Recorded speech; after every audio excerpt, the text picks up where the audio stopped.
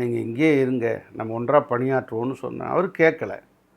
தனியாக சுயேட்சையாக நின்னார். பலாப்பழ சின்னத்தில் நின்னார். யாரை எதிர்த்து நின்னார்? ரெட்டலை எதிர்த்து நின்னார். அண்ணா திராவிட முன்னேற்ற கழக தலைமை கழகத்தில் அடித்து நொறுக்குனாங்க.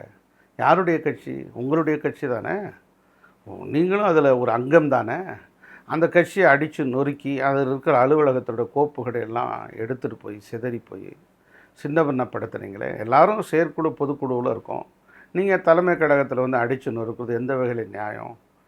எம்ஜிஆருடைய வீடு அது, ஜானகி அம்மாவுடைய சொத்து.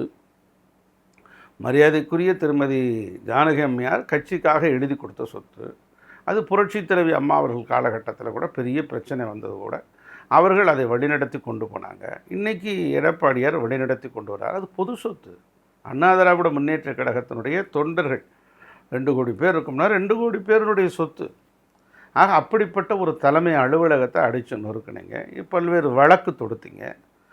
நீங்களும் வழக்கு கேவிட்டு மேலே கேவிட்டு போட்டுட்டு இருக்கீங்க. கீழ் நீதிமன்றம், உயர் நீதிமன்றம், உச்ச நீதிமன்றம் வரை எதிர்த்து நீங்கள் போராடிட்டுருக்கீங்க.